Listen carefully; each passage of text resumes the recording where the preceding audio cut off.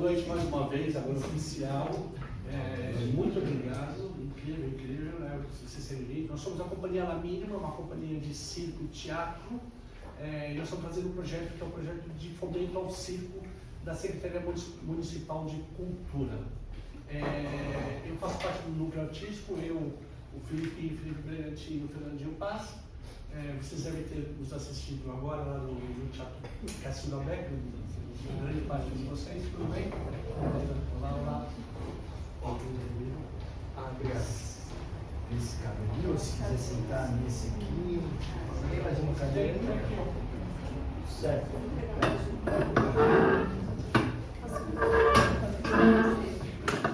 E nós somos um grupo estável, né? O primeiro espetáculo nosso é de 97, para que vocês saibam um pouco da nossa história. É uma companhia de repertório. Nós contamos de 97 até agora 2025, 16 ou 17 espetáculos, muitos de sala, como os palhaços mudos que vocês viram, alguns de rua, alguns uma linguagem mais ingênua, outros menos ingênuos, né? E A Noite dos Palhaços Mudos, especialmente os Palhaços Mudos, é uma produção de 2008. Para quem não sabe, é uma adaptação de uma HQ da cartunista Laerte. Vocês conhecem a genial Laerte. E o que mais? E aí, para esse bate-papo, nós trouxemos uma grande amiga, atriz, historiadora, pesquisadora, a Lilia Davis, que fez uma dissertação de um trabalho de mestrado na Unesp, aqui em São Paulo. Né? Tá bom? Então, acho que a Lilia se apresenta. Quer falar alguma coisa? Eu gostaria de saber quem assistiu o espetáculo. Quem já assistiu. Ou então, agora ao contrário, quem não assistiu, só para fazer a conta aqui. Tá bom, a gente vai ver um teaserzinho, vocês vão poder ter uma ideia da linguagem. Mas é bem curtinho mesmo, tá bom? Bom, é isso. Eu sou o Felipe Brilhante e a gente vai assistir isso aí. A nossa ideia nesse bate-papo é destrinchar um pouquinho do processo de criação desse espetáculo e dividir com vocês um pouco da nossa construção dentro desse espetáculo, da linguagem da palhaçaria com a mímica. Tudo isso pela vertente da pesquisa da Lilia, e depois a gente complementa, mas a gente quer muito que seja um ambiente tranquilo, não de professoral, de maneira alguma. Então, se vocês quiserem interromper a gente, fazer qualquer colocação, pergunta, e enfim, fiquem muito à vontade. Obrigado, professor. Valeu demais. Obrigado mesmo. Tá bom? Então, fiquem bem à vontade. É isso. A gente vai assistir o vídeo primeiro e depois... Assiste o teaser? Tá bom. Seguimos. Nesse vídeo tá o Domingos Montanher e o Fernando Sampaio, que são os criadores da Companhia La Mínima, elenco original, e o Fê Paz, como vocês assistiram lá no teatro, no mesmo personagem que ele fez lá. Mas na formação original, quem fazia é o Shepa. A formação original de 2008 era Domingos, Sampaio e Fábio Esposa. Exato. Bora.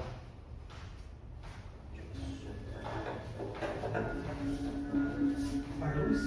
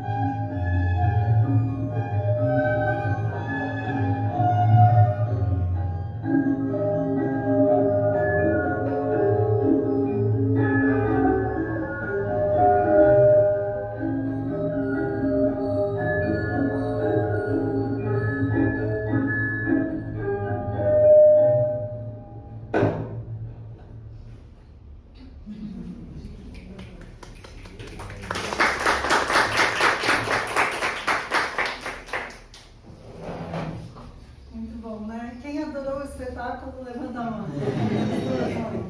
Maravilhoso. Eu sou fã, antes de mais nada, eu sou fã da Companhia La Mínima. Quero agradecer profundamente o convite, de coração, uma honra para mim estar aqui. Gente, eu quero, para a gente começar, nós vimos o vídeo só para refrescar mais a memória de quem viu e também explicar quem não assistiu.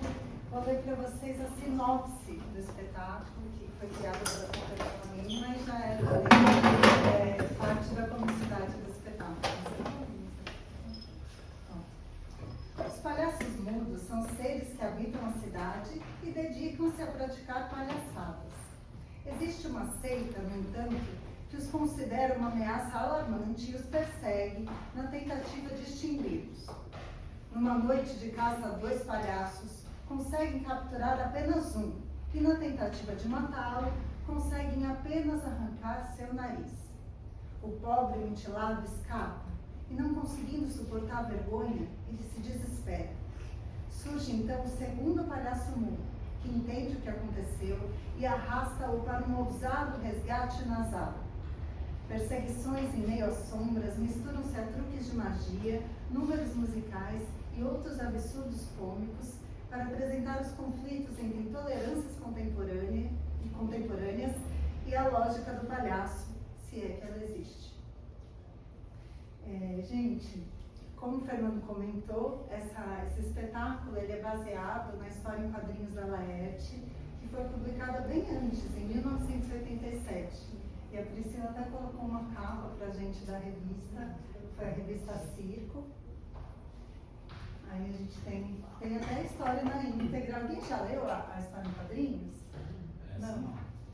Ele relançou, só para que vocês saibam, ele relançou 2 anos atrás. Foi 2023. Ele relançou, é fácil de achar, é baratinho, custa R$12. E relançou? É isso? Ah, tá. Porque tem essa edição, até dá para encontrar em sebo, mas acho que agora deve estar bem mais fácil, né? Sim, tá fácil. Bem mais fácil, ótimo.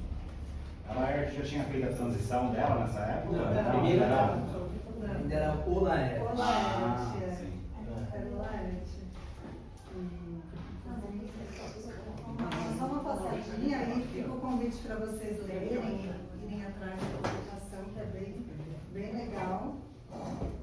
E aí eu vou contar um pouquinho para vocês, para estimular essa conversa, o que foi a pesquisa de mestrado que eu fiz. Foi uma pesquisa que eu fiz de 2011 a 2013, 2012, né?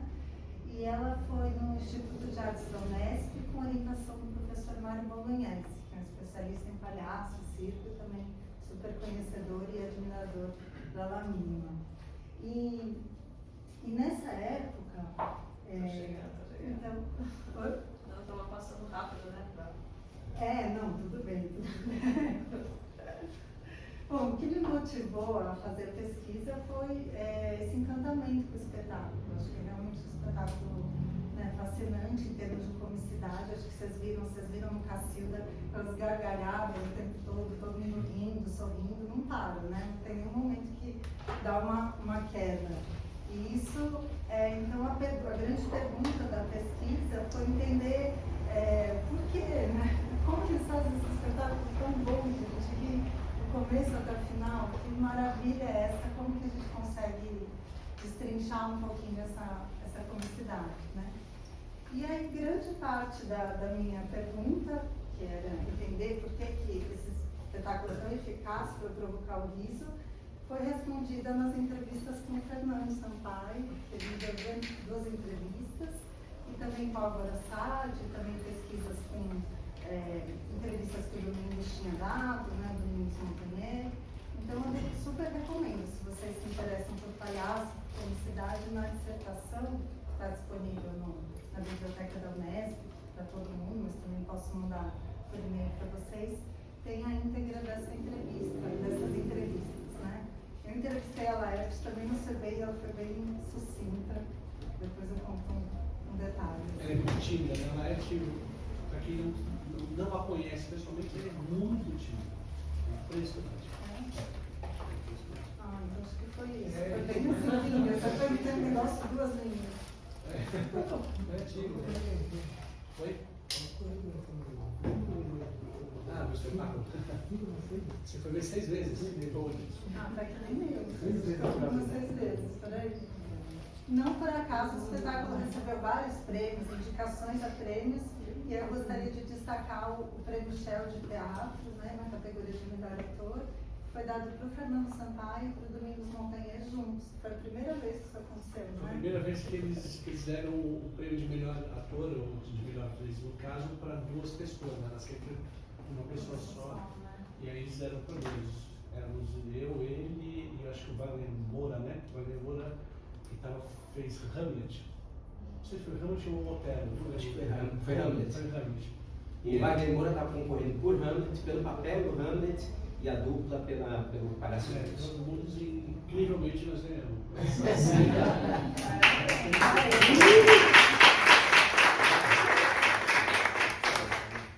O meu orientador estava na banca. Quem? O Mário estava na banca, né? O Mário estava na banca, meu amigo. Foi isso. Foi isso, foi todo mundo combinado. Era o jogo Chelsea da Inglaterra contra o Juventus da Moca. Parece. Aí, pessoal, eu dividi a dissertação. No começo ia ser só sobre a Noite dos Palhaços Mudos, o espetáculo, mas aí eu percebi que tinha que estudar mais. E aí comecei a estudar enfim, a formação da companhia, a história da companhia. Então tem um primeiro capítulo que eu falo um pouquinho dessa história, né, da tradição deles terem se formado no Circo Escola Picadeiro, da tradição do palhaço de circo, e vou pincelando alguns espetáculos, mas bem curtinho, e aí um segundo capítulo que é dedicado a uma análise da comicidade na Noite dos Palhaços Mundos. E aí, conversando com o Álvaro Sade, o diretor, o Álvaro, ele é um dos criadores do Centro Teatral, etc. e tal, ele é um artista carioca. Vocês conhecem o Álvaro Sade? Uma pessoa, né, um artista maravilhoso. Também há 30 anos ele tem esse grupo que trabalha com teatro, com mímica e com humor. E em função da história em quadrinhos ter poucas falas, as únicas falas, que são poucas, elas são ditas pelos vilões da história, né? Que são essa seita desses homens vestidos de terno que querem exterminar os palhaços mudos, né? Porque eles seriam uma ameaça, a gente conhece, né, esse discurso, uma ameaça à sociedade, à moral, à religião, então eles têm que ser exterminados. E aí o Álvaro, sendo especialista em mímica, em pantomima, já era parceiro, né? Já era parceiro nosso, nós fizemos obras deles e são incríveis, eles são uma linguagem bastante próxima à nossa, assim, né? A linguagem de humor bastante próxima, assim, uma linguagem não muito ingênua, né? Bastante próxima. E aí ele aceitou o convite, né, para dirigir o espetáculo. E aí tem uma das questões que foi a apropriação da mímica, né? O Álvaro, esse grupo, o Centro Teatral, etc. e tal, tem uma pesquisa muito rigorosa com a mímica, né? Que é uma mímica que busca o acerto, busca um refinamento muito grande para você representar aquilo que não existe, né? Para que a plateia veja. E aí surgiu uma das características da comicidade no espetáculo, que foi esse encontro, né, do Álvaro com essa bagagem da mímica super rigorosa e com a mínima com essa história ligada ao palhaço circense. E aí na entrevista com o Fernando ele me comentou dessa coisa de você... Só lá, assim, vamos ao chão.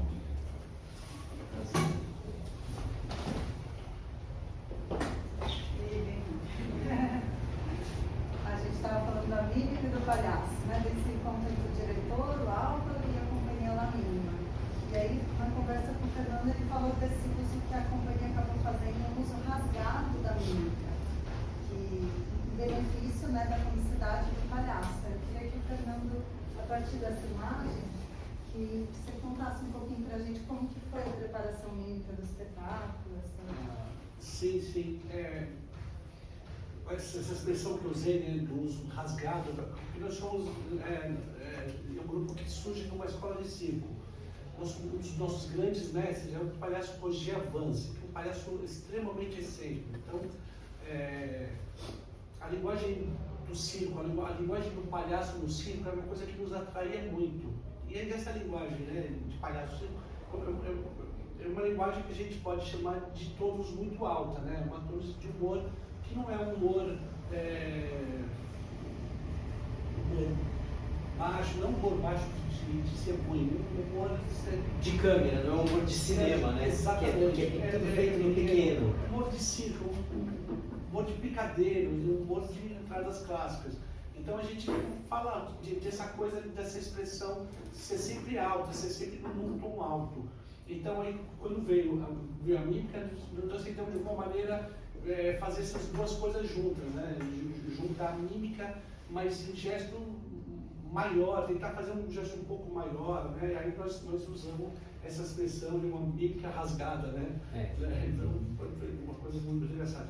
No fundo, o Álvaro achava que nós éramos péssimos mímicos, né? Mas a gente preferia falar que era uma mímica rasgada. Fala. Uma curiosidade assim, sobre o trabalho de vocês. Como que é feita a criação, o processo de trabalho? Porque não tem uma escrita, é desenhado, como que é? Eu não sei. Esse processo foi com a escrita da HQ, né? Nós tínhamos essas imagens, assim, então pensa que nós ensaiamos no espaço, em um galpão, nós tínhamos todas essas fotos e uma lousa, e a gente ia tentando fazer cena por cena, o que era completamente inviável, como por exemplo, tem uma hora que eu acho que é bastante antes, que eles entram dentro de um forno. Tem uma passagem, desculpa, tá aí. Isso, tem uma passagem no meio da HQ que eles entram dentro de um forno. Essa era mais difícil, né? Então foi a gente sempre tentando ser o mais fiel possível, inclusive ao humor dela, né? O humor da Laerte, que como eu falei, não é um humor ingênuo, né? Não é. Mas tinham coisas que eram inviáveis, né? Que eram impossíveis de serem feitas. E aí eu até me estendo mais um pouquinho e falo das coisas de circo que a gente queria inserir, de algumas entradas clássicas, algumas gags clássicas de circo e de palhaço que a gente queria inserir. Para quem viu o espetáculo, muitos de vocês viram que tinha, por exemplo, uma mágica cômica, né? Aquela mágica da serra, né? Aquilo é um aparelho de mágica, tem a mágica da serra, tem os sinos que o Fih toca, que o Felipe toca, né? Então para nós seria um número de excêntrico musical, né? Que não é o instrumento mais raro, né? Coreografia que a gente sempre põe nos espetáculos. Isso, a coreografia que a gente sempre põe nos espetáculos, que é meio sapateado, né? É isso. Então nós fizemos aula de sapateado durante um período, né? Então nós nos preparamos com um pouco de técnica, né, de sapateado, chamamos uma pessoa que fez uma coreografia pra gente de sapateado, né? No livro de dança também mais excêntrico. Então aí foram essas coisas que foram aos pouquinhos se juntando, né? As coisas do circo, as coisas de palhaço, de palhaças, com essa genial HQ dela, né? Que ela escreveu, como o Lívia falou, em 87. Quanto tempo durou? Quanto tempo durou o ensaio? Eu acho que entre adaptação e ensaio, talvez 3 meses, vai. Mas pensa que foram 6 a 8 horas por dia, de segunda a sábado. Muitas horas e super focado. No momento nós ficamos muito focados, nem sempre dá, né? Quando a gente ensaia uma obra, né? Mas ficamos muito focados. O Álvaro que mora no Rio, ele ficou aqui, né? Então foi bastante focado. E o Álvaro, assim, mais elogios para ele. Era um cara muito focado. A gente acabava o ensaio no outro dia de manhã, ele chegava com alguma ideia alguma dúvida que a gente tinha, né? A gente dorme com algumas dúvidas, e ele chegava, ele pensava, ou sonhava, e um cara incrível, um cara muito, muito, muito incrível.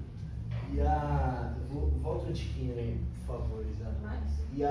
Mais um.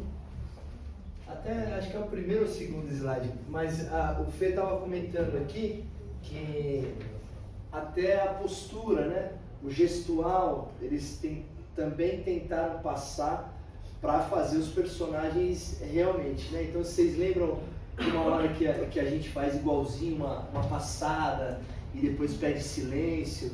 Isso está nessa cena aqui, ó, do quadrinho.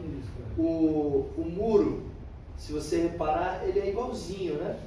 O desenho da Laerte e a miniatura ali, né? Fala, mano. Qual foi a maior dificuldade que vocês acharam nesse trabalho? Daqui a pouco, 40 minutos, eu te respondo.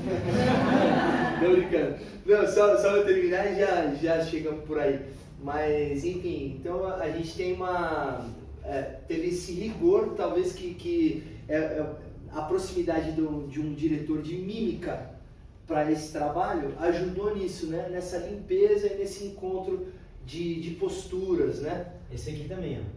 Essa cena tá Vai rigorosamente dar um igual, pezinho né? para ele subir e aí ele E cai. a mão ficar presa embaixo, né? Se vocês se lembram ali. Então, enfim, acho que é uma escolha muito acertada, mas de ter um mímico e como os quadrinhos, a intenção era replicar os quadrinhos e ser muito fiel, então o que deu para fazer igual, eles se propuseram a fazer isso e traduzir para um corpo 3D, né? Touch.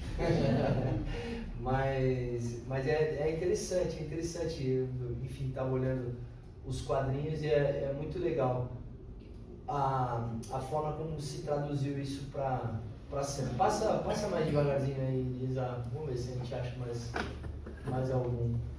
O guarda-chuvinha, né? A questão dos figurinos. Não sei se ali vai chegar, né? Enfim, mas vai dando uma olhadinha aí. Talvez vocês lembrem a cena do forno que o Fê falou, né? Que ali não daria para fazer.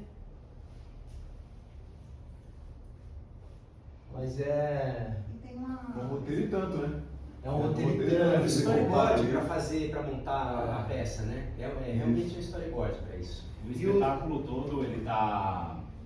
Tem alguma cena que vocês colocaram, implementaram, ele é todo baseado na HQ só? Não, tem cenas que não estão na HQ. Porque tem uma série de soluções que não dava para fazer. Aham. E aí precisou, por exemplo, a bala. Como a bala fica presa, bom, aqui não dá um spoiler, mas aqui a gente está falando sobre espetáculo, né? Quer dizer, no fim do espetáculo leva um tiro e aí a bala fica presa. Então isso da bala ficar presa num artefato, numa parte de metal, isso havia. Só que esse relógio não existia, foi uma invenção que a gente vai falar depois.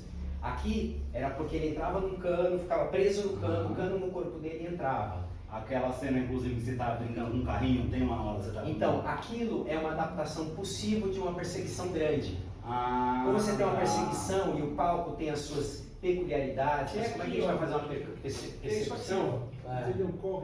Eles correm, né? Quer dizer, a gente não tem uma escadaria, né? A gente não tem espaço todo para correr. Então veio a proposta de fazer toda em miniatura na mesa. Então sim, tem uma série de cenas que foram colocadas, mas sempre no sentido de adaptar, Sim. e não de Não de modificar colocar extra, profundamente a obra. Mas tem uma adaptação que é muito genial que a companhia fez, porque são três palhaços na história, né? E aí, três palhaços que fogem da seita, né? Que são perseguidos. E aí a adaptação que a Bruno contou que foi a Laerte que sugeriu, que é a questão do nariz, né? Exatamente. Eu acho que talvez essa sim tenha sido a dificuldade maior, talvez o grande, né? A questão foi essa adaptação, né? Porque nós éramos ali, eram 3 pessoas e a história, eles eram em 3. Três palhaços. Eram os 3 palhaços e um deles é sequestrado, né? Então o que nós achamos para fazer, que nós éramos apenas em 2 e o que seria sequestrado seria o nariz. né, foi o que nós imaginamos para a adaptação. Nós imaginamos não, foi a Laerte com a ajuda de um grande amigo que fez assistência para ele, que é o Paulo Rogério Lopes, que é um outro dramaturgo. Você leu dele? Eu achei legal vocês estão mostrando essa questão do cenário, né? Porque, pelo menos assim, quando a gente imagina teatro, a gente já imagina um palco com um cenário mais assim, elaborado possível. E o que me encantou assistindo foi que como vocês pegaram coisas simples e que conseguiam fazer com que a gente imaginasse o que vocês estavam. Por exemplo, a questão da iluminação, do jogo de iluminação, de a janela estava aqui, de repente a janela está no chão, e a gente está aqui se arrastando no chão. Tipo, é muito louco como vocês fizeram isso, assim, trouxeram essas questões do cenário, do figurino. O Álvaro tinha uma frase ótima, desculpa te cortar. O Álvaro tinha uma frase ótima. Ele falava, luz é cenário. Sabe, é ótimo isso, né?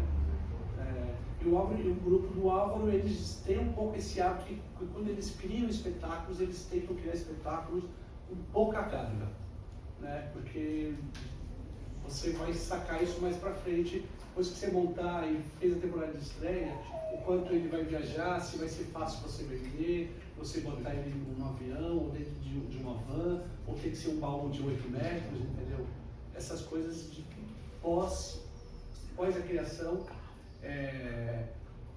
elas pesam muito depois, assim como elenco grande, entendeu? Né? E a mímica também possibilitou que um personagem, um ator só, represente um coletivo, né? A gente tem na história de quadrinhos uma seita com vários homens e todos perseguindo os palhaços e o ator, né, o Fernando, ele se multiplica por meio da mímica em vários personagens. Você foi me dizer aquela.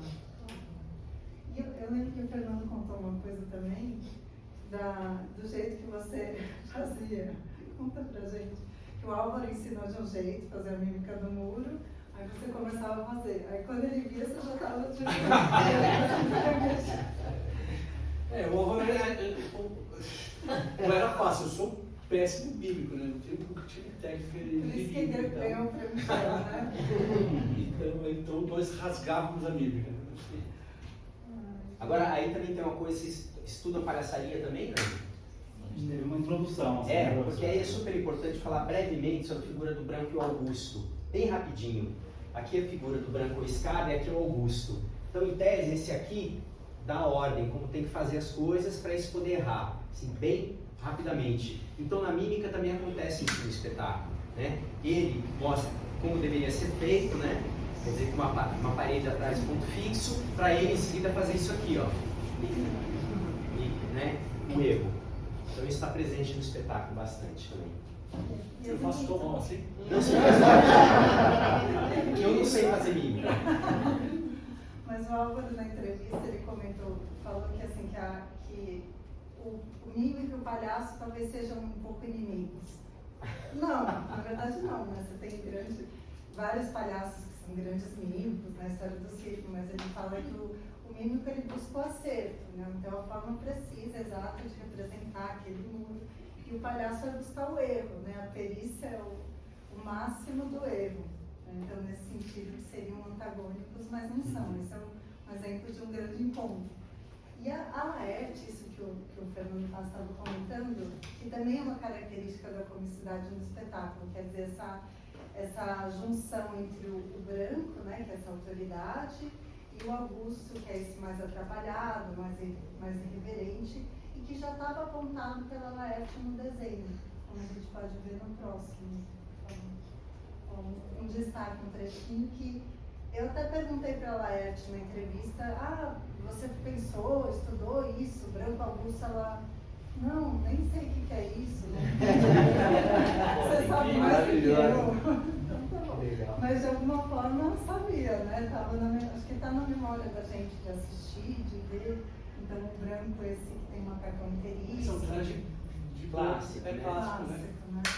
Que é o macacão inteiriço, esse chapéu cônico. E que aí depois a gente vai ver nos próximos, aqui mais uma imagem aqui já dos figurinos, né? A gente pode ver, bem semelhantes. E os croquis, os desenhos da figurinista da Inês Sakai, com os pedaços de tecido, os personagens.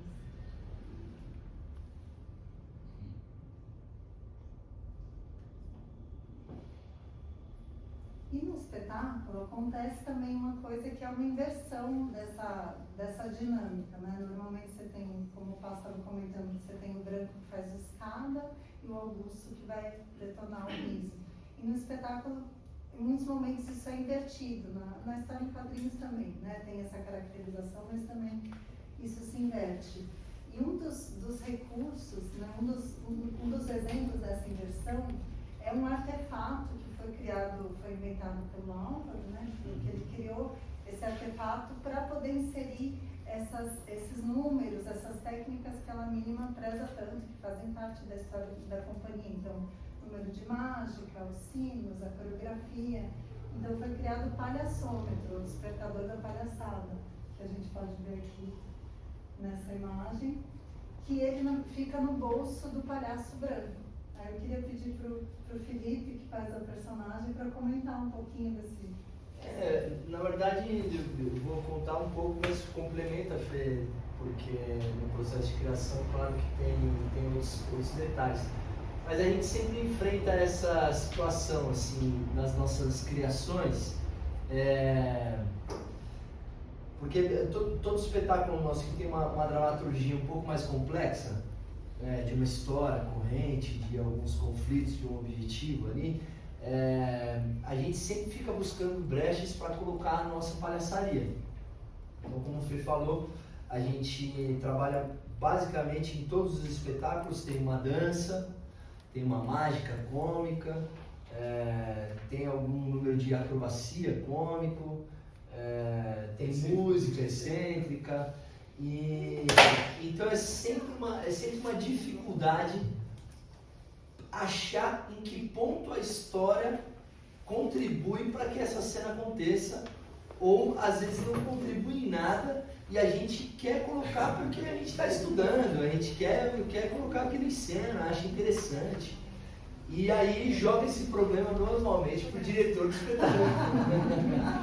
Fala, linda, ó, a gente tem isso aqui, a gente quer fazer e a gente não sabe como colocar isso de uma maneira que seja orgânica dentro da dramaturgia. E no espetáculo... Ele monta um palhaçômetro, que quando o palhaçômetro tocasse, a gente podia fazer qualquer bobagem. Qualquer merda.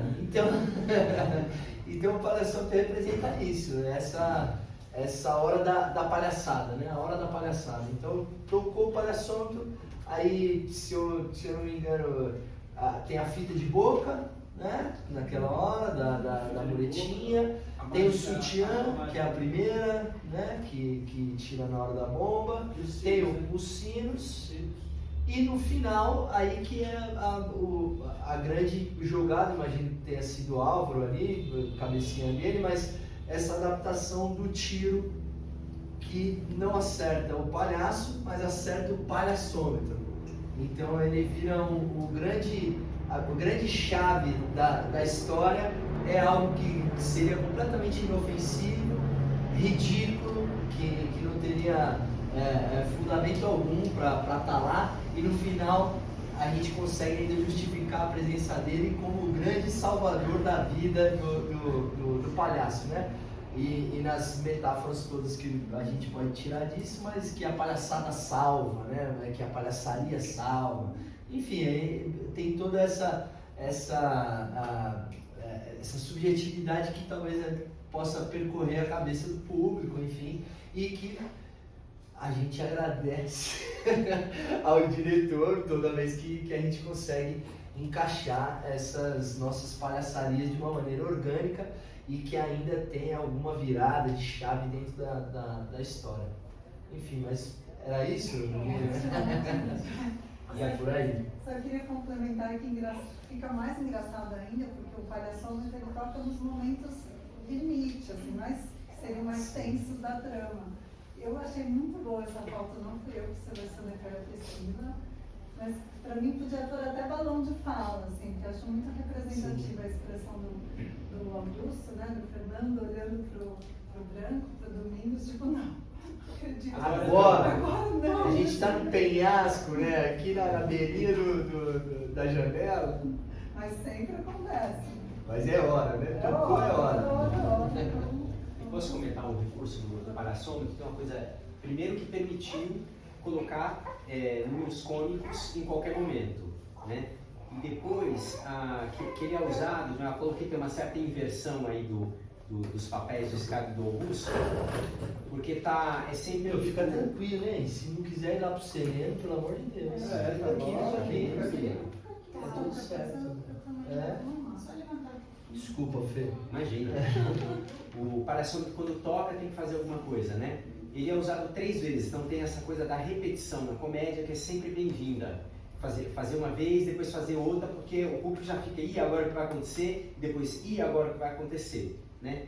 Isso já é um recurso que é de repetição. Né? Estou aproveitando aqui que ela é uma acadêmica, né? que eles fazem estudos de como as coisas fazem rir, né? E além da repetição,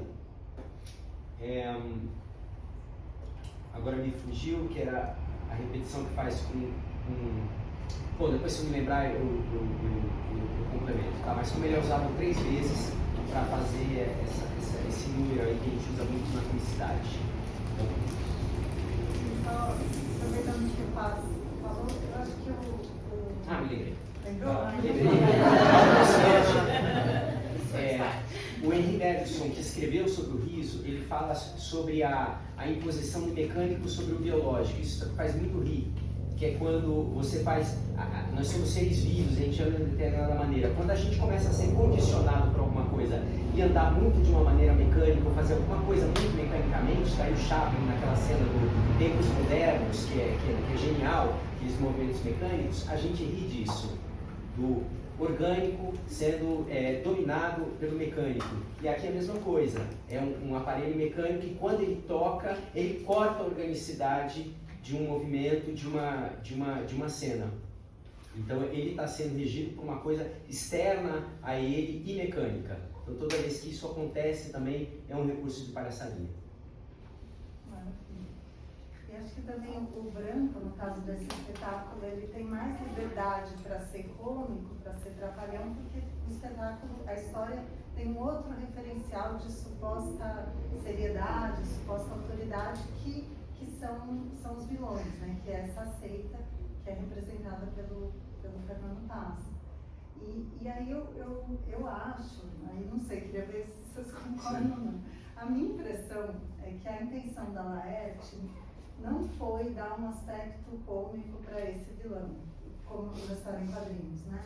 Eu acho que selecionei essa imagem porque a gente vê esse saguão, a gente vê símbolos, né, que remetem ao nazismo, à tradição família e propriedade, a todo esse conservadorismo que ataca a diversidade, que ataca gratuitamente quem não está dentro de um determinado padrão, né?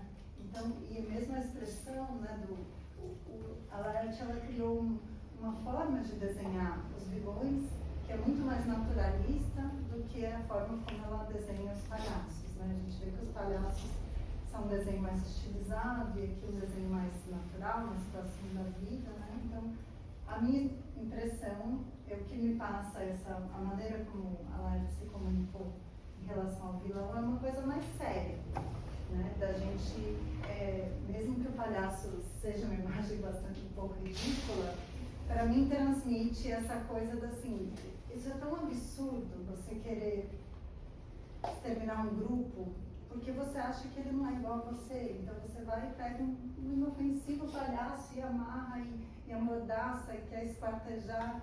Então, para mim tem esse certo peso que não me dá vontade de rir.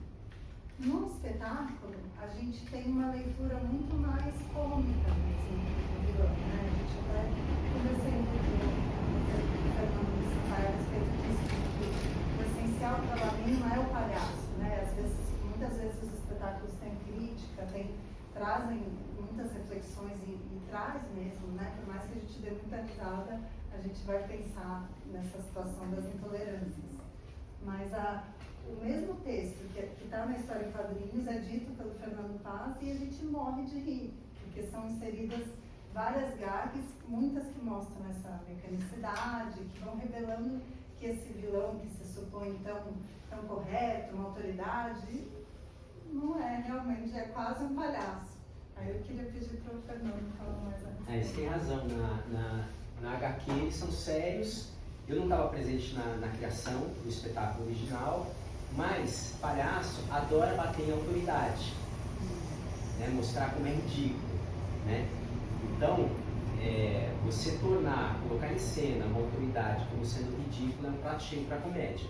A origem é um pouco aí, até mesmo, né? Os bufões e os reis. Exato. A origem da palhaçaria é muito isso, né? Quer dizer, o humor popular é sempre os muitos querendo, de alguma maneira, se vingar dos poucos que mandam neles, né? Então, as figuras dos bufões, que andavam pela rua apontando qualquer pessoa que estava melhor do que eles e tirando sarro, e tirando onda, do bobo da corte, que era o único que podia falar a verdade pro rei, e tirava uma onda do rei e não morria por isso, é isso, né? É o cômico sendo feito pelos de baixo contra os poderosos, na verdade, né? Os que não têm poder contra aqueles que têm poder, né? Então, quando chegou para mim o papel, já que estava criado, já era um papel de comicidade, né? E aí, só para dar um exemplo, né? No papel, quando chegou, havia uma cena que ele chegava com um potinho de pílulas para comer, o Xepa fazia alguma coisa, de tentar, ele não conseguir. Eu criei uma história de ele não conseguir abrir o potinho e depois não conseguir contar quantas pílulas ele vai tomar. Porque é isso, ele quer dominar o mundo, ele quer atar os palhaços, matar os palhaços, mas não é capaz de abrir um potinho. Então essa inversão é super bem-vinda na comédia, né? Acho que é um pouco por aí que veio a origem do cômico na figura dos vilões do espetáculo. Eu vou ter que dar de mamar, mas a gente vai Uma dúvida, naquela foto anterior aqui que você colocou, ali é o seu rosto ali? Então, não. Aqui, não, o rosto dele, aqui não. Não? Aqui, você sabe quem são esses, Fê? O cheiro, Tá na criação, né? Eu acho que eram os palhaços russos, se eu não me engano. Tá. Eu acho que foi em cima de algum desenho de alguns palhaços russos que... Vou lembrar o nome de quem fez. Ela fez uma pesquisa. A Cecília fez. Aí eu vou dar uma acrescentada só, né, nessa história que a Lina falou, e que o Fê estava falando. Eu me lembro muito bem, né, que quando nós começamos a ensaiar, o Álvaro, com quem talvez ele fosse mais rígido, era com o personagem vilão. Ele era mais rígido que, no caso, na época, era o Xepa. O Xepa é um comediante incrível, um cara muito engraçado. E o Xepa tentava botar piada, tentava trazer, e o Álvaro puxava o freio de mão puxava muito o freio de mão. Não mal assim, né? Assim, mas falava, não, o Xepa, isso não tem na história original. O Xepa, mas é engraçado. E aí o Álvaro, eu sei que é engraçado, mas não tem na história original. Aí, tanto que ele dá um exemplo patético, e o Xepa insistia, né? O Xepa é um cara que tinha piada, que puxava piada, e aí o Xepa, não, mas é engraçado, eu sei que é engraçado, mas não tem nessa original. E aí o Álvaro uma vez manda pra ele, é engraçado, o Xepa, se por acaso você pega a sua calça, abaixa a sua calça, você fica de cueca e atravessa o palco, é engraçado, não é engraçado? É engraçado, mas não tem nessa original. Não deixava, e foi super rígido assim. Imagino a situação dele, porque de fato o protagonismo dos dois é muito grande e ele vai fazer o sério, só que ele é um cômico. E todo cômico quer fazer rir. Então ele vai querer botar piada. E de fato, como a Lília falou, não tem piada nos vilões. Nenhuma. Então para você puxar, de fato você vai ter que alterar o original. A questão é quão longe você vai querer ficar do original. E a gente não tem muito controle sobre isso. A gente vai tirando piada, tira 10, para cair uma meia dúzia e ficar 3 ou 4 com sorte.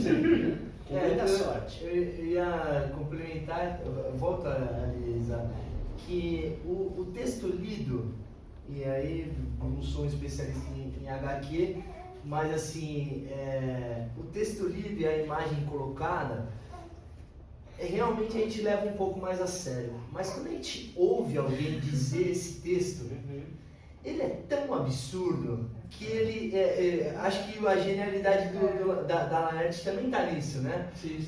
Assim, se você ler esse texto em voz alta, você vai rir dessa porra.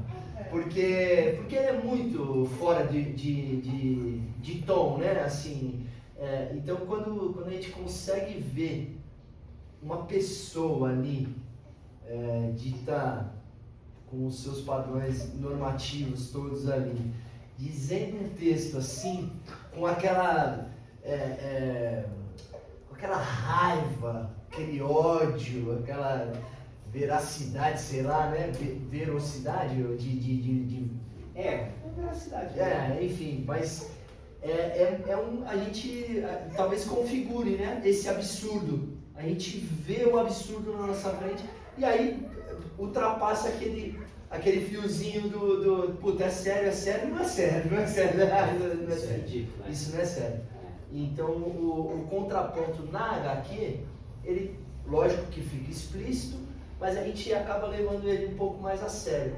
Na cena, a gente não consegue levar isso a sério, né? É uma tacada muito fora do tom, né? É muito fora do tom, né? Assim, a não ser, enfim, O absurdo do discurso. O absurdo do discurso. A gente vê hoje em dia, né, aqueles discursos daquele trio elétrico na Paulista, do Dito Cujo. Cara, aquilo é ridículo, né? Aquilo é ridículo, as pessoas...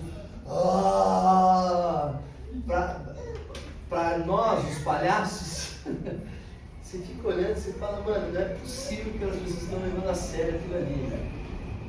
Enfim, Pior que é possível. Possível. Isso. E aí tem uma outra coisa em relação ao que a gente colocou a mais na HQ na hora de adaptar. Tem uma coisa que é assim, aquilo que não dá pra gente fazer, por exemplo, a quantidade de pessoas que tem aqui, isso não dá pra gente fazer. A gente não vai botar figuração, etc. Então a gente pensa no recurso cômico, que é a entrada, que quando ele entra ele faz...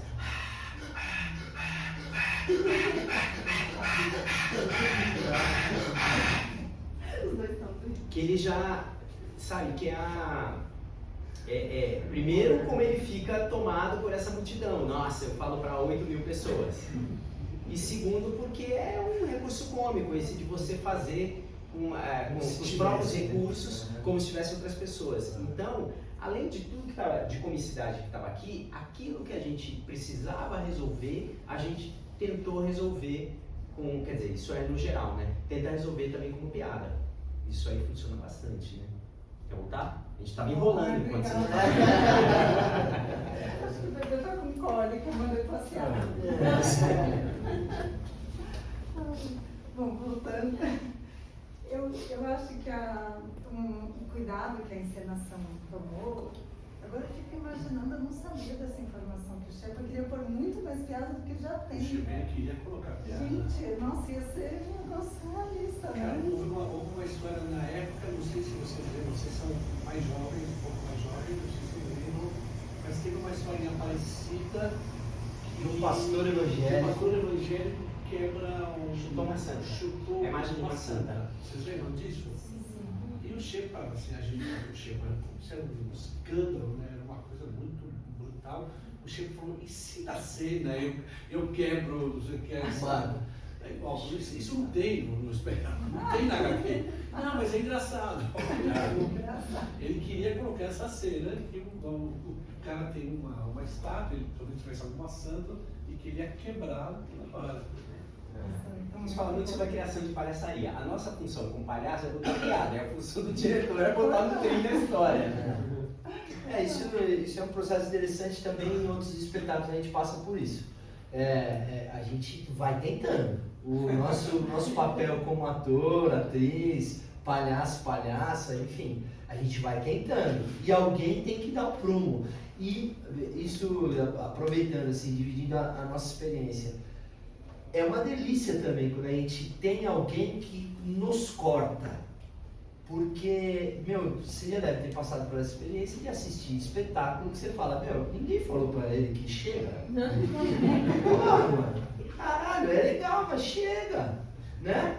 Então, o quanto é importante a gente respeitar essa figura que tá ali, que a gente provavelmente escolheu, de direção, diretora, enfim, que tá com essa corda que precisa ficar esticada, né? E não tem a função de não deixar afrouxar em nenhum momento. E às vezes a gente de dentro, a gente não tem essa sensação nítida, né? A gente realmente precisa deixar que a nossa confiança fique depositada nessa pessoa. Mas é um acerto, né? Depois de... E em tudo, só esticando um pouquinho, mas assim, em tudo, pô... Será que se a gente coloca essa cena, o espetáculo viraria um espetáculo de 1h10? Será que sustenta 1h10? Ele é uma bomba porque ele tem 50 minutos. Ele tem 50 minutos, pá! É tiro. Acontece, roca o nariz, vai atrás, cena, dança, tenta matar, escapa, foge, uma solução, acabou. A plateia, né? Ai, que delícia. Será que se tivesse uma cena de 15 minutos a mais, a corda ficaria esticada, né? Então é pra gente dividir experiência, né? Porque a gente às vezes fica puto com essa pessoa que vai cortando as coisas. Mas tem razão, né? Tem razão.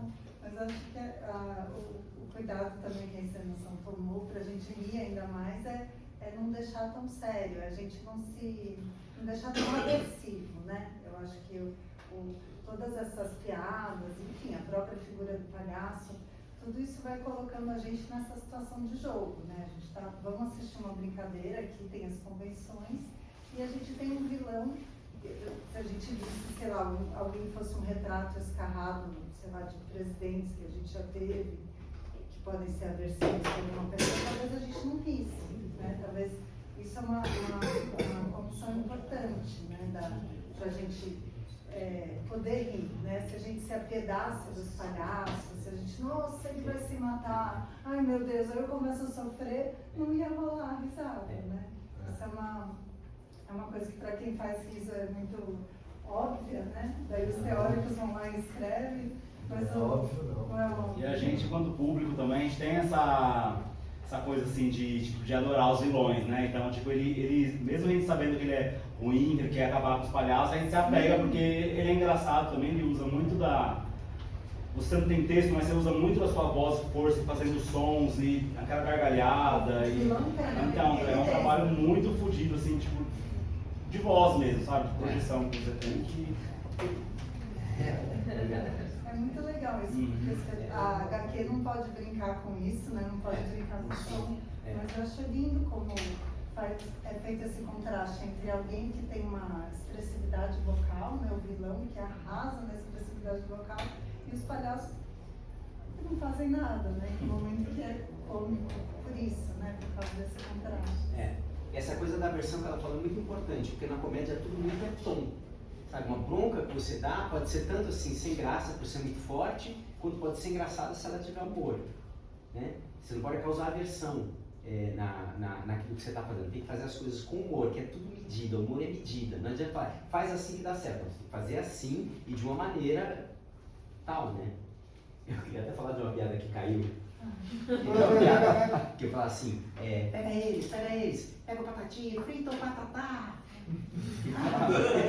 Ele falava isso, aí o Álvaro falava assim, não, isso não tem na HQ. Eu gosto. Cara, eu gosto, a gente gosta, né? A gente gosta porque funciona e tal. Eu falo, não, tudo bem, vai. E não tem 15 minutos. Não tem 15 minutos, é muito rapidinho. Mas eu tenho que falar do aversivo pelo seguinte, eu falo frita o patatá. Eu não falo mata o patatá e nem enforca o patatá. Isso seria aversivo. Uma criança ia fazer assim, ai, sabe, um pai e uma mãe com mais ia falar assim, nossa, que forte, enforca o patatá. Não, é frita o patatá, que é mais engraçado, porque é uma linha que eu não estou passando, entendeu? Nem dói tanto, né? Não dói tanto. É uma imagem que está muito fácil pra gente, disponível. O Passeton Bergson, né, que é um teórico importante do riso, eu acabei usando mais um outro teórico que se chama Vladimir Prop, que é um teórico russo, que é um estudioso de literatura. fala disso, né, dessa condição de você ter um senso de medida quando você vai expor um defeito. Ele fala que normalmente, assim, o riso mais comum que acontece, existem muitos tipos de riso, muitos motivos de riso, mas muitas vezes a gente tem um riso de zombaria, que a gente vai rir de um defeito, né? Um defeito, mas ele fala também que esse defeito ele não pode ser aversivo, né? Senão a gente fala, não, mata o patatá, fica um negócio meio chato. Mas também tem que ser um defeito que aparece subitamente, que se revela de surpresa para o espectador. Ele fala que se você vê um defeito continuamente, você provavelmente não vai ter vontade de rir. Então, o espetáculo é muito hábil em mostrar esses defeitos para a gente rir, mas de forma surpreendendo sempre a gente, né? E eu acho que um exemplo de uma cena que o vilão faz, que o Paz faz, que é uma cena que você se desdobra em dois, né? Você está falando no telefone, dois personagens que estão perseguindo os palhaços mudos. E aí começa, dá uma palhinha pra gente. Qual que é? Da equipe tática. Da equipe tática? Cuidado que eu trouxe o figurino, eu esqueço o texto. Ele fala, atenção, comando, vazamento de segurança ter um, vazamento de segurança ter um. Sim senhor, sim senhor, sim senhor. Atenção, comando, desviar equipe tática para o local. Repito, desviar equipe tática para o local. Sim senhor. Meia calabresa, meia atum. Guaraná de óleo 2 litros. Traz esse copo para 30. Pizza chegando, tô levando o canudinho. Acho que é quebra, aí é quebra, né? E a gente não está esperando, porque você faz com tanta convicção, seriedade, você fala, equipe tática, nossa, esse cara é sério, né? Tem tecnologia, eles têm deficiência, eles vão pegar esses palhaços, de repente pede uma pizza, e quando eu assisti o espetáculo era R$10.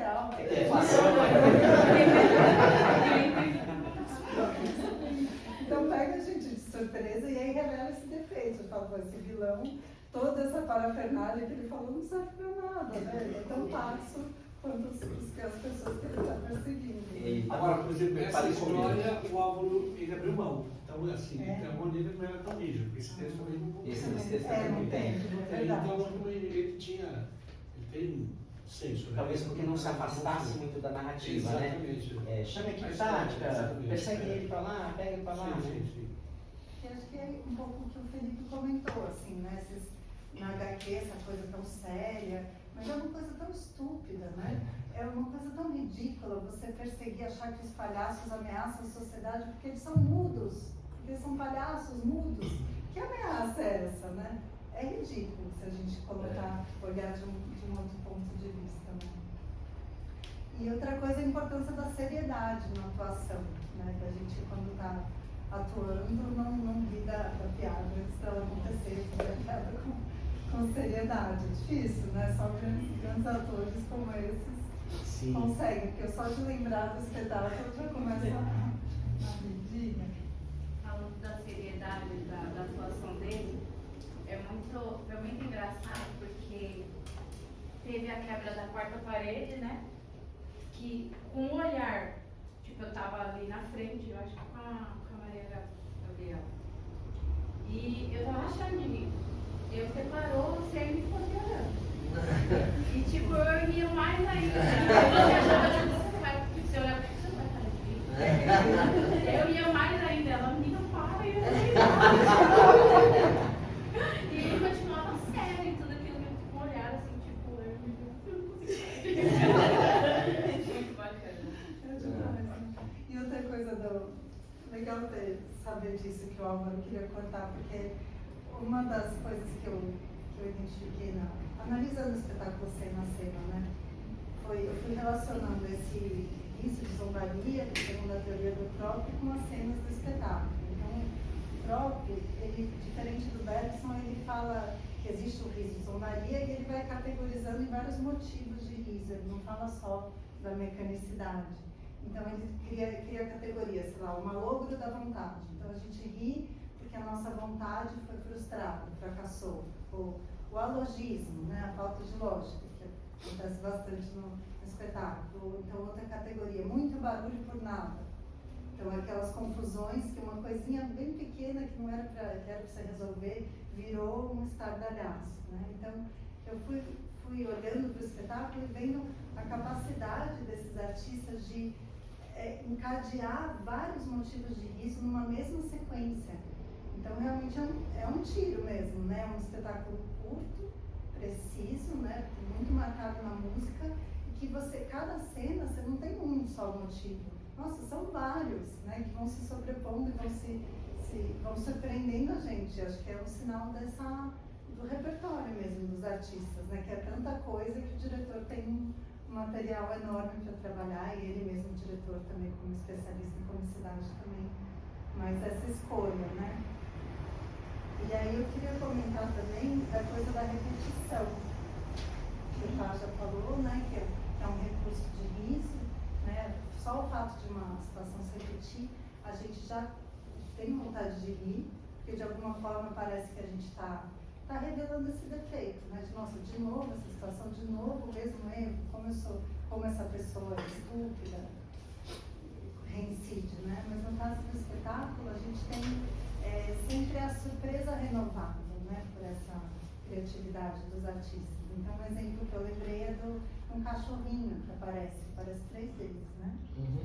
Aparece primeiro uma vez um cachorrinho. A gente disfarça no muro. Disfarça no muro. Aí a gente já ri porque o latido do cachorrinho é ridículo, né? O trabalho de voz que você elogiou.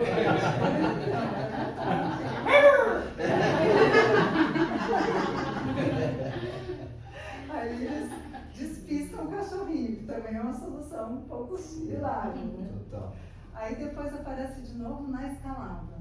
Na escalada. E aí já puxa o coleguinha pra baixo, né? Isso. Aí só de aparecer de novo a gente já dá risada. Nossa, o cachorro de novo. Mas aí tem uma novidade, que é o cachorro pega o Augusto, né? E ele arrasta com uma força descomunal. Ele arrasta um pouquinho, né? Primeiro um pouquinho, sei lá, não vai acontecer nada. Aí de repente, o Augusto é tragado. E a terceira, que é... Eu acho que a terceira é a terceira. A terceira é a da puxada. A segunda é essa aí, desculpa. Não Então, pera, a primeira é quando faz a estátua. Não, a primeira é o murinho. É verdade, o primeiro é o murinho. A segunda é o que ele agarra na roupa. Na estátua. Na roupa e a gente faz uma estátua. Isso, que é essa daqui, né? Isso. Aí, e a terceira é que ele arranca ele. Isso. Também tem uma escalada aí, exatamente, né? Da agressividade desse pinche. É verdade. E não é só a repetição, né? A repetição, mas sempre vai acrescentando um fator de surpresa, uma novidade, então a gente não fica de novo essa piada. Porque vocês já ouviram a repetição do 3, do número, não?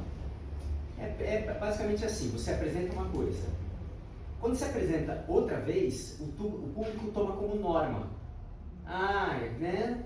Então é assim. E na terceira você subverte a norma. Basicamente assim. Pode ser 3 é o enxuto, é a síntese. Mas basicamente é para isso. Falar, aconteceu isso, ok. Aconteceu de novo. É sempre assim. E aí na terceira você muda. Entendeu? Então na primeira o cachorrinho só assusta, na segunda ele assusta e morde, mas não é grande coisa, e na terceira ele mostra que ele é super feroz. Você quebrou um padrão. É um pouco o número 3 que falam da palhaçaria. E tem um outro aspecto do espetáculo, que aí não tem a ver com a zombaria, né, com esse riso dos defeitos, que para mim é bastante encantador, que é o riso de alegria. Que eu acho que é um riso que a gente, o próprio teórico fala isso, né, ele divide entre riso de zombaria e riso de alegria. Eu sinto nesse espetáculo que muito do que a gente ri com os palhaços também, a gente ri com a encenação, porque é uma encenação que ela investe muito nessa teatralidade, quer dizer, não tem uma...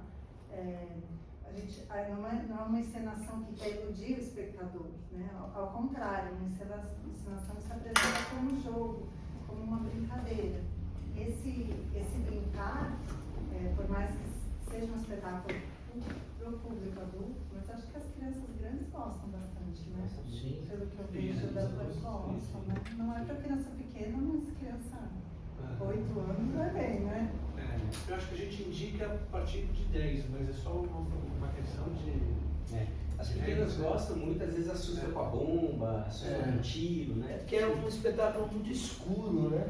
É. Então, meus moleques têm um de 6 e um de 3 e assistem. O Arthur já gosta mais, que é o de 6. O de 3, a hora que apaga a luz, aparece a lua e tem um lobo, ele já... Mas ele fica, mas ele assiste, mas dá aquela trancadinha. Mas eu acho que, pra mim, acho que uma das coisas que me encantou muito é essa celebração da brincadeira mesmo, que está no cenário, que está na maneira como, nas atuações, né? Essa necessidade que a gente tem de brincar mesmo quando adulto, né? Daí um dos benefícios do teatro, especialmente da palhaçaria. Então eu acho que em alguns momentos a gente ri também da criatividade da solução, não só porque ela revela um defeito, mas porque é muito criativo, é muito divertido. Essa cena, por exemplo, né? A gente tem a cena anterior que o vilão está manipulando os palhaços para eles irem entrando no casarão, armando uma emboscada, eles têm que subir. E como é que na peça de teatro, sem grandes efeitos especiais, como é que eles vão subir? E aí aparece um quadro com essa cena, com eles se arrastando no chão, brincando seriamente, né? Mas brincando que estão escalando no chão. Então eu acho que isso é risível também, essa brincadeira. Acho que toca a gente nesse ai, que gostoso, né? E essa cumplicidade mesmo que a encenação faz com a gente, né? Da gente ir com os palhaços. E a cena que eu acho mais simbólica disso é a próxima, que tem essa imagem, que é a cena cinematográfica. Que aí, como que surgiu essa ideia? Como que foi? Eu acho que a ideia ficou entre Luma e o Álvaro. Porque eu falava isso no Lascar. Eu acho que foi isso. Porque a mesa já entrava em cena, né, que tinha um corte, então a ideia era de fazer uma coisa pequena, né? Uma coisa que explicasse um pouco a história. Mas ela é um acerto, né? Eu acho ela um acerto. Vocês lembram, né? Para quem não viu, é uma perseguição feita em cima da mesa, sempre com dedinhos e carrinhos de brinquedo. E helicóptero, de brinquedo. Pássaro. Pássaro que volta, né? Pássaro que volta, exatamente. Putz, eu adorei essa definição do riso de alegria e desse acesso. Talvez essa cena, como você está dizendo, ela resume muito essa sensação de que nós talvez tenhamos em comum, que é essa brincadeira de criança, né? Essa brincadeira de criança. Quem nunca se viu fazendo alguma coisa com um objeto que não tem nada a ver com o que é o objeto e levando aquilo muito a sério, né? Eu lembro de pegar o filho de um amigo, trouxe uma colagem assim de aqueles palitos de sorvete, trouxe uma colagem assim, aí eu querendo entrar na brincadeira, ele me entregando, é pra você, eu falei, pô, que legal esse foguete. Ele falou, não, é você. E eu... Pô, então ajeita que a orelha tá caindo. Mas enfim, pra ele, era pra mim um toalho de palito. E que eu ainda quis brincar um pouquinho, mas pra ele era seriamente um retrato de uma pessoa. E eu acho que essa cena acessa um pouco esse lugar nosso, né? De putz, meu, ai que legal que eles estão levando a sério essa porra, mano. Talvez se a gente se a encenação fosse levada para um lugar real de brincadeira no mau sentido da palavra, né? De não levar a sério a brincadeira, talvez não conectasse. Mas como você vê os três empenhados em fazer aquilo ali comunicar de verdade, né?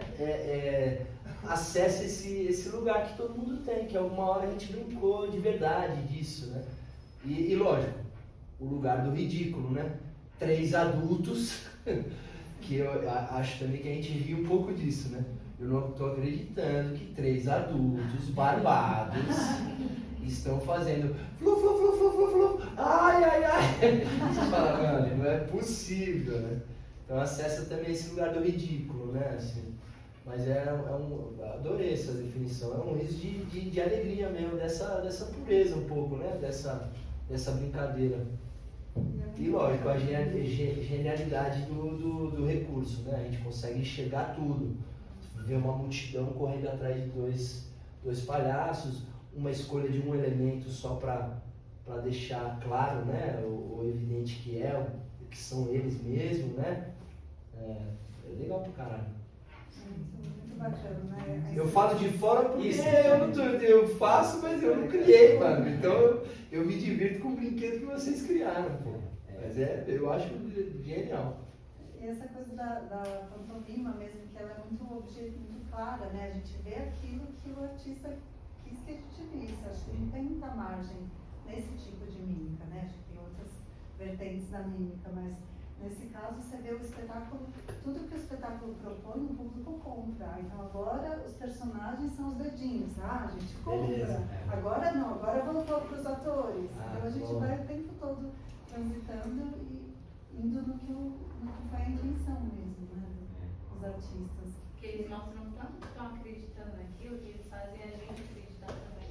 Tanto que tá numa cena e do nada vai pra essa cena, eles falam, nossa, dessa cena que louca é essa? O que tá acontecendo? Aí você entra naquilo ali, você começa a vivenciar aquilo porque vocês mostram que estão acreditando naquilo que está acontecendo. E a gente começa a acreditar também. Isso. É a maneira que a gente convida vocês a falar, vale a pena acreditar, vem comigo que vai ser legal. Tem até um nome para isso também, né, que é suspensão do descrédito. É sempre um convite que quem cria, isso para qualquer arte, literatura e tal, fala assim, ó, eu sei que tá parecendo meio absurdo, mas vem comigo, suspende um pouquinho o seu descrédito, que vai valer a pena. Aí quando você viu, você já mergulhou naquilo e você tá embarcando, né? Para levar para mundos não realistas. Uma situação também, você está falando de acreditar, eu trabalho com criança, né? Hoje aconteceu uma situação muito parecida com isso, quando você sai do trabalho, que a gente tem muito brinquedo lá. E aí tem dia que a gente leva pra rua, a gente vai brincar com coisa de rua, que pode bater, voar, e tem os brinquedos de dentro, né? Só que aí os meninos tiraram a chuteira, o tênis que estava usando, e começaram a jogar bola com a chuteira. E aí, tipo assim, aí eu fiquei olhando assim, e começou com 2, aí depois veio mais um, aí depois veio outro, e eles foram entendendo sem falar que aquilo ali era uma bola, né? Aquilo ali podia ser muita coisa. Eu tinha outros milhares de brinquedos que poderiam ser uma bola, até mesmo bolinhas. Tinha, né, pra ser uma bola. Mas eles pegaram uma chuteira e começaram, aí foi chuteira e 4 chinelos pra fazer um, né? Então, tipo assim, aí como isso começou com as crianças eu acho que foi os pequenos de 8 e 9, né, trabalho de 6 a 14, né? E os adolescentes de 12 a 14 anos olharam e jogando e foram jogar também. Então, tipo assim, as crianças estavam real, aquilo ali era uma partida, tipo, sabe, de Champions League pra eles. Era a interclasse do CCA, né? Tipo assim, conforme aquele jogo foi rolando, outros foram chegando também para assistir e para jogar também. Eles estavam falando sobre pegar um objeto e dar o outro sentido também vem muito da infância, né? Isso. Porque normalmente o que acontece muito que eu vejo é sempre com os de 6 anos, que qualquer coisa vira brinquedo. Lápis, borracha, apontador, às vezes folha de caderno, né? Às vezes peça de armário que eles acham, né? Então, tipo assim, tudo vira um brinquedo. Isso é muito legal, né? Porque acaba marcando. Teve um que chorou porque rasgou uma bolinha de papel sem querer. E é uma bolinha de papel. Entendeu? E é uma bolinha de papel. E é um recurso muito difícil, né? A palhaçaria trabalha muito com isso, né? Com essa subversão dos objetos. Mas que é muito difícil de trazer em cena com verdade, né? Com verdade, que é uma aula que as crianças dão pra gente, né? Porque para eles a verdade só né? Ela não tem questionamento. Exatamente. Não tem dúvida. É só uma bola. Você que está achando que é uma chuteira. É uma bola. Não tem dúvida, né? É muito doido. Então A questão do móvel também era um pouco, eu lembro a coisa da mesa para a gente se apagar um pouquinho, né? Tanto que, né, a coisa do dedinho, quando a gente começa a correr, a ideia é que a gente corra e que a gente ponha ele ali, ó. O foco seja a gente mudar foco para ele. Sim. E não que a gente faz os dois ao mesmo tempo, entendeu? É jogar nele ali. Eu achei muito legal a parte que, pra mim como espectador, por mais que tivessem dedinhos ali, realmente você volta a ser criança, porque a minha cabeça eu imaginava realmente os palhaços dentro do carro, dirigindo o carro, fazendo toda a perseguição, assim, eu falava, o que tá acontecendo? Chegou um ponto que eu me perguntei, meu Deus, eu tô vendo até o que não tá tendo aqui, eu tô visualizando. Eles são drogados, esses caras. Não é possível, isso é droga. Eu achei que eu tava. Eu comecei a pensar aqui, Imaginando, É uma delícia, né? É uma delícia. A droga é. Tá filmado, filho, tá filmado. Fantasia.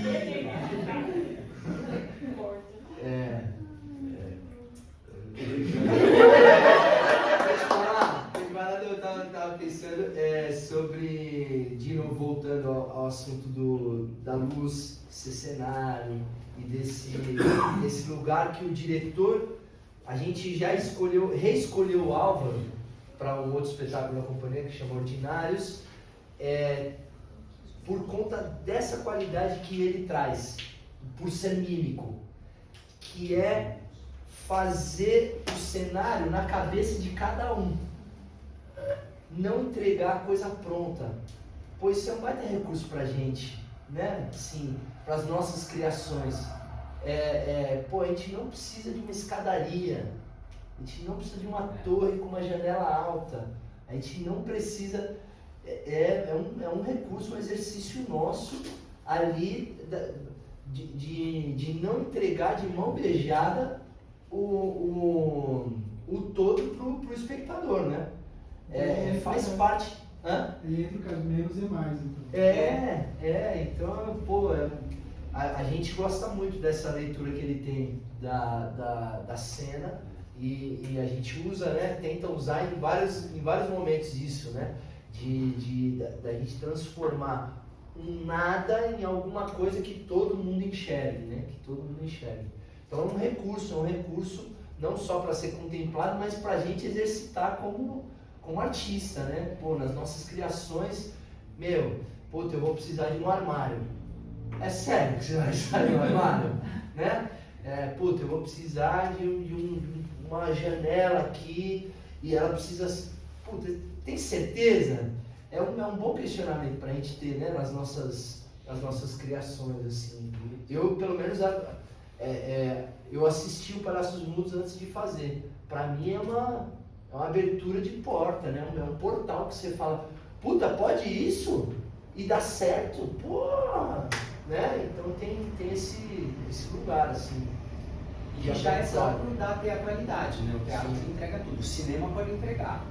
Tem cinema que não quer integrar, não sei se você lembra do o Dogville, que eles faziam um cenário, botavam fita crepe no chão e falavam, essa é a casa. Mas isso é próprio do teatro, né? Então, levado ao extremo é maravilhoso, né? Sugestão. É muito lindo, acho que esse prêmio Shell merecidíssimo, porque a gente, espetáculo sem fala, praticamente sem fala, né? E a gente vê exatamente você entende tudo, né? A precisão, não só da encenação como um todo, mas das atuações de todos, né? Dos três, eu daria também para o Fernando Paes, esse prêmio Shell. Na época não era nem eu que ia levar. Porque é muito preciso, né? Não tem dúvida. Acho que tem alguns tipos de teatro, de atuação, que é até interessante. A pessoa, mas o que será que o personagem está passando? Será que é ódio? Será que é amor? Que essa mistura de sentimentos é interessante em alguns casos, né? Mas nesse caso da pantomima, da palhaçaria, é preciso, né? E eles conseguem contar essa história, todo mundo entender, agora é dedinho? Dedinho, todo mundo entendeu. Voltou pro ator, todo mundo entendeu. A gente vai seguindo sem dúvidas, né? E isso também é um dos méritos, das características da comicidade. E para terminar, assim, acho que não dá para falar dessa brincadeira, dessa alegria que a gente tem em ver esse espetáculo sem falar da figura dos palhaços, né? Que são, os palhaços são a raiz, né? O centro da companhia Lamine. Então, só o fato da gente ver esses grandes palhaços, são todos eles em cena há tantos anos fazendo essa linguagem, né? Só essa presença já é um vetor cômico permanente. Lógico, ajudado pelo figurino, por tudo, né? É difícil isolar uma coisa só e dizer que ela é responsável pela comicidade, mas o palhaço ele tem essa característica, né, de ser um personagem que historicamente a gente reconhece e tem uma tradição, então a gente pode olhar alguém com o nariz e ver pelo é palhaço, e ao mesmo tempo que ele tem essa história, né, ele tem também como aquele artista vai fazer o seu palhaço, né, tem muito de uma apropriação pessoal, né, de uma construção pessoal. E aí eu queria perguntar para o Fernando se o Padoca existe há muitos anos, né? Como que foi o Padoca nesse espetáculo? Não, existe uma coisa não só nesse espetáculo, como em outros espetáculos, né? Que a gente fala, né? De um estilo, assim, o que eu normalmente faço em rua, quando a gente atua nas entradas clássicas entre a gente faz um tipo, né? Mas o que a gente sempre já ouviu isso e faz questão de que um palhaço, um personagem, né, que esteja em função do espetáculo, né? Eu tenho que estar em função da historinha, dessa história. Então, assim, quando a gente monta, por exemplo, montamos no mesmo ano, em 2008, nós montamos o Médico e os Monstros, né? Eu vou fazer um tipo cômico, o Fernandinho vai fazer, né? Seja quem, a gente vai fazer um tipo cômico, mas a gente não precisa fazer exatamente o que a gente sempre faz. O fundamental é fazer, né, no estilo, o Fernandinho faz no estilo dele, eu, o Felipe, mas fazer pensando no roteiro daquele espetáculo. Então, mais importante, né, do que fazer o que eu sempre faço é eu fazer o que eu gosto de fazer, o que normalmente eu faço em função do espetáculo. Para a gente isso foi uma coisa não só dos Palhaços Mudos, como de muitos outros, né? Mas as caretas maravilhosas Nunca fizeram tanto sentido, né? No caso desse eu uso máscara de palhaço, né? Mas tem outros que a gente nem, assim, não é tão claro que o meu personagem eu faço maquiagem de palhaço, né? Em outras peças, né? Em outras peças. Eu fazia um monstro, o Médico dos Monstros eu fazia um monstro, não tinha mais monstro. Mas era cômico, né? Era cômico também, né? E nesse usa o nariz vermelho porque era imposição da obra. A obra pedia que usasse o nariz vermelho porque ele precisava ser cortado, né? Porque senão nas outras peças a gente não usa nariz. A gente não usa o nariz, o plástico, né? A gente pinta. Isso é real. Pô, incrível. É excelente. Por favor, um forte aplauso para a Lula.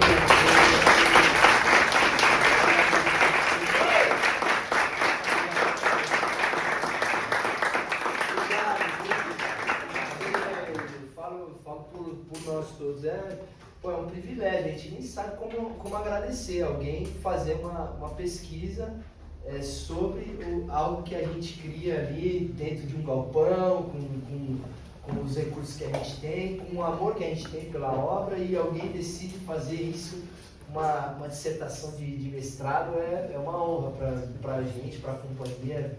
Muito, muito obrigado. Sei que depois de muitos anos, mas é sempre uma boa surpresa ouvir, ver, saber. E é legal porque, pelo menos para mim, abre os olhos sobre coisas que a gente não vê, porque a gente está de dentro. Então, alguém que vem comentar de fora é maravilhoso. Obrigado mesmo. Muito obrigado mesmo. E aí tem uma coisa que é o viés do estudo, que é muito curioso, né? Aqui falou do Vladimir Prop, que é russo, do Henri Bergson, que é francês. Tem o Bakhtin também, que estuda palhaçaria. Você citou mais algum além dos três? Você quer dizer, o Bakhtin a gente não falou. Citou mais algum teórico? Tem o Johann Huizinga, que tem uma obra que chama O Moludimus, que fala dessa coisa do jogo, da necessidade humana de jogar. Que brinca, né? Mas é curioso porque assim, a gente faz coisas que estão ali no estudo dessas pessoas, mas a gente não faz a partir do estudo.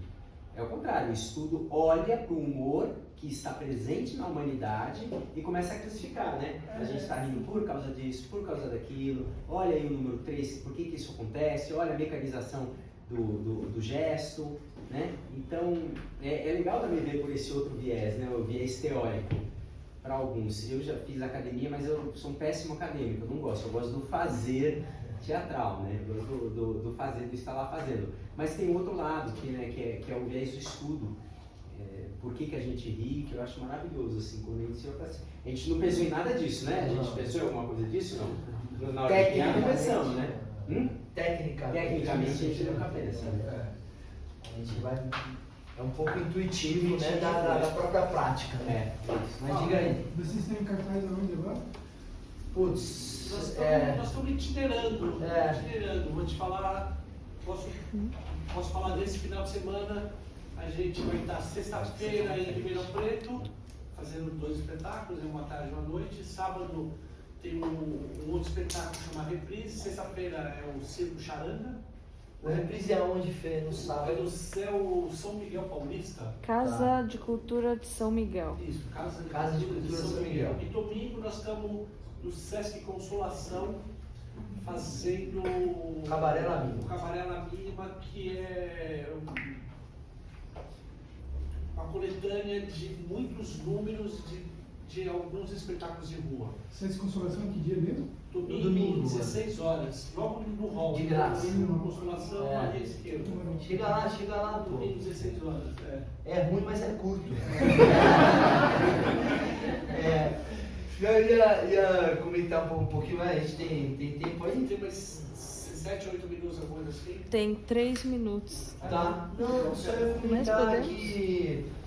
Bom, a gente é uma companhia de repertório. O que é uma companhia de repertório? Toda montagem que a gente faz, a gente tem o desejo de que ela seja, bem entre aspas, tá? Talvez tenha palavras melhores, mas relevante por um longo tempo. A gente tenta, como a gente somos o núcleo da companhia e esse núcleo vai perdurar, a gente quer que os espetáculos perdurem com a gente.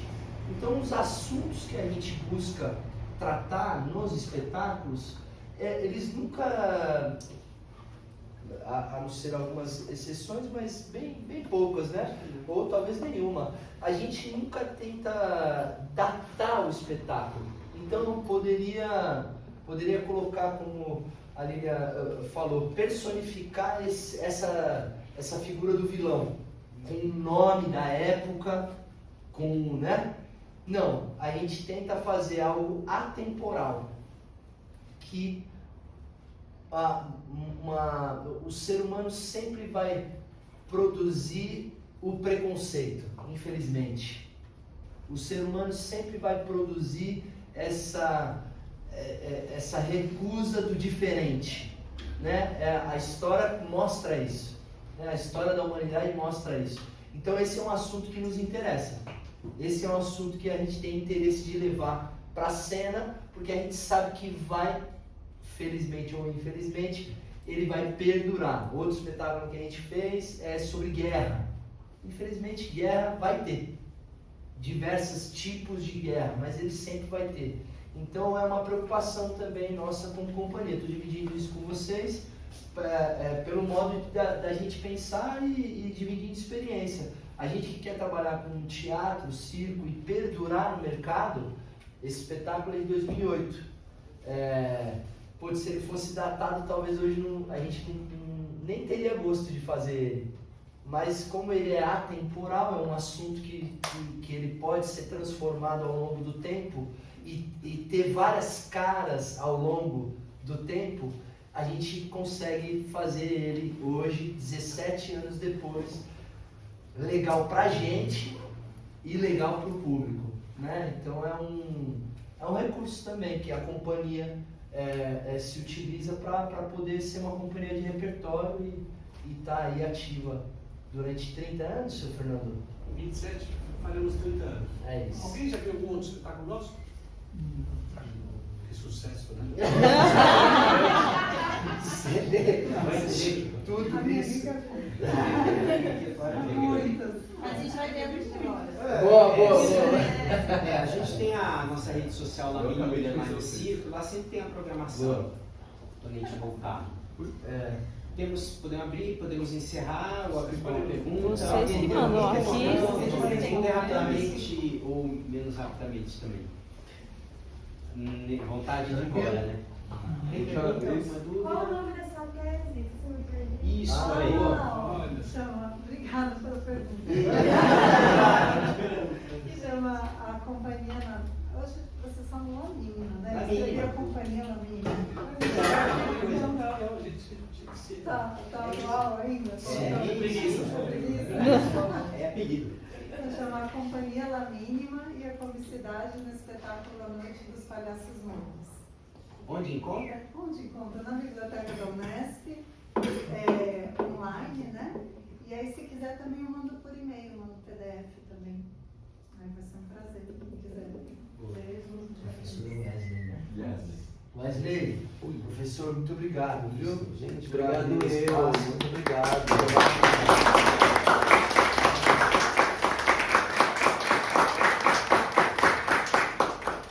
É isso então.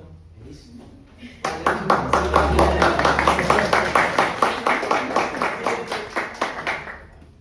Fala que do fomento, né? Ah, é? Uma produção. Isso aqui é feito porque é um projeto Fomento ao Circo da Secretaria Municipal de Cultura. É um projeto que era de montar a noite de montar. A gente entrou em cartaz com a Noite dos Palhaços Mudos, nós fizemos o que vocês viram aqui no Cacilda, e também nós montamos o cabaré, né? Nós demos uma repaginada no Cabaré La Mínima, que é esse espetáculo que nós vamos fazer no domingo, né? O Cabaré La Mínima nós fizemos alguns bairros em São Paulo, né? Alguns centros culturais em São Paulo, Vila Itororó, Grajaú, Flávio Império, Grajaú, Campo Limpo. Campo Limpo e assim. Passeando pela cidade. E previa essa conversa E também. previa essa conversa super